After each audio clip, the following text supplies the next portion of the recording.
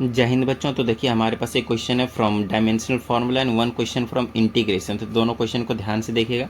सबसे पहले यहाँ पे देखिए हमारे पास ये जो क्वेश्चन है वो डायमेंशनल फार्मूला से रिलेटेड ही है।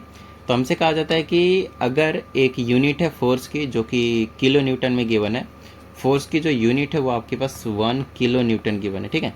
फिर हमसे कहा जाता है लेंथ की जो यूनिट है वो 1 किलोमीटर है और साथ ही जो टाइम की यूनिट है वो 100 सेकेंड है। तो हमसे कहा जाता है कि इसकी जो मास की यूनिट होगी वो क्या होगी। तो बड़ा ही सिंपल सा क्वेश्चन जो आपसे पूछा गया है। तो सबसे पहले तो डायमेंशनल फार्मूला से रिलेटेड क्वेश्चन है, तो हम डायमेंशनल फार्मूला जो है वो लिख लेंगे ml/t-2। याद है यही चीज़ होता था फोर्स का।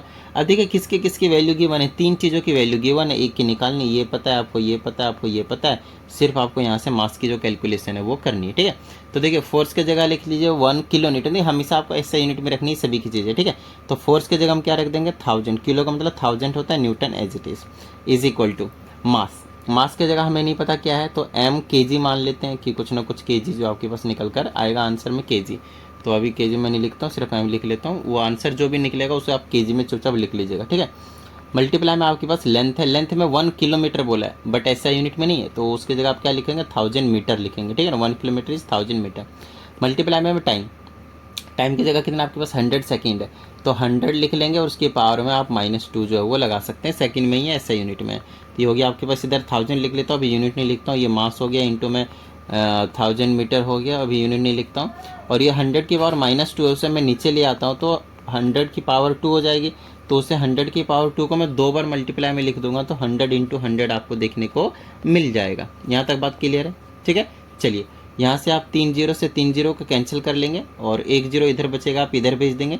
तो जो m की वैल्यू आएगी वो आपकी आएगी आपके पास कुछ 10,000 और नो डाउट आपको बताया था कि इसमें लिखोगे आप kg में। हो गया ये क्वेश्चन, आई बात समझ में, ठीक है। एक और क्वेश्चन हमारे पास देखिए यहाँ पे इंटीग्रेशन से रिलेटेड है।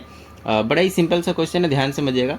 आप लोगों को नहीं पता तो मैं आपको बता दूँ, अगर आपके पास साइन nx होता है तो इसका जो इंटीग्रेशन होता है वो साइन का देखिए माइनस का कॉस होता है। सारे एंगल को एज इट इज रखेंगे आप, लेकिन आपको एक चीज़ का और ध्यान रखना है यहाँ पे कि जो x का कोफिशिएंट होता है, जैसे यहाँ पे x का कोफिशिएंट n है, उससे आपको लास्ट में क्या करना है डिवाइड करना और फिर प्लस का c लगाना है। प्लस का c जब आपके पास नो डाउट ये आपके पास इंडेफिनिट रहता है तब लगाते हैं, डेफिनिट में आपके पास जैसे ये हो गया डेफिनिट में वो आपके पास कैंसिल हो जाते हैं, ठीक है।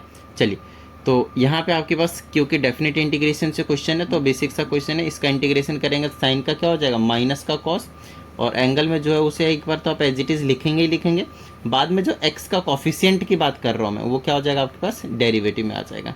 और फिर इसमें आपके पास लिमिट है 0 से लेकर कहाँ तक π/2 तक। बस एक्स के प्लेस पे आपको लिमिट पुट करनी है, और लिमिट पुट करने का तरीका क्या होता है upper limit minus lower limit. तो आप चाहें तो -1/3 को बाहर रख सकते हैं, तो थोड़ा सा जो आपके पास वो थोड़ा सा इजी सा लगेगा आपको वैल्यूज़ को पुट करने में। तो चलिए अब हम पुट करना शुरू करते हैं। अभी तक हमने किया नहीं, सिर्फ -1/3 हमने बाहर रखा था, ठीक है। तो ये हो जाएगा π/2 पुट करेंगे तो हो जाएगा cos 3 एक्स की जगह π/2 कर दिया, माइनस का 1 एज इट इज़, फिर माइनस अपर लिमिट पुट कर दिया, माइनस को लोअर लिमिट पुट करेंगे तो कॉस हो जाएगा। यहाँ पे 0 पुट करेंगे तो ये गायब हो जाएगा, तो ओवरऑल -1 ही आपके पास जो है बचने वाला है। चलिए अब हम इसको सॉल्व कर देंगे। तो यहाँ से अगर मैं सॉल्व करता हूँ मेरे पास क्या नज़ारा दिखाएगा, -1/3 एज इट इज़ हो गया। 3π/2 का मतलब क्या हो गया, 3π/2 मतलब 270। तो 270 पे तो कॉस चेंज होगा, it will be converted into sine, और एंगल क्या है आपके पास सिंपल 1 है, ठीक है ना, सिंपल 1 है। और 3π/2 माइनस समथिंग है, मतलब 270 में समथिंग माइनस करेंगे थर्ड क्वाड्रेंट। थर्ड क्वाड्रेंट में आपके पास जो कॉस्ट होता है वो क्या होता है नेगेटिव का होता है, ये वाला कॉस बीच में माइनस। कॉस माइनस एक्स क्या होता है आपके पास कॉस एक्स ही होता है, तो ये माइनस हो या ना हो कोई दिक्कत वाली बात नहीं है। और यहाँ पे आपके पास बच गया cos 1, ठीक है। एक तो एक आप यहाँ पे छोड़ सकते हैं, नहीं तो आप चाहें तो इनके वैल्यूज़ को भी सब्सटीट्यूट जो है वो कर सकते हैं। Like minus as it is sine 1 होता है आपके पास π/2, minus as it is sine 1 आपके पास π/2 आपके पास देखने को मिलता है। ये माइनस का कुछ कैंसिल वगैरह तो नहीं होगा ना, कौन से क्वाड्रेंट में, थर्ड क्वाड्रेंट में नेगेटिव, माइनस पहले से था, हाँ चलो वो बाद में हम देख लेंगे। cos 1 की वैल्यू नो डाउट आपके पास 0 था तो इसको आप गायब कर देंगे, और -0 लिखने का कोई लॉजिक नहीं, मल्टीप्लाई करेंगे तो आ जाएगा आपके पास 3π/2।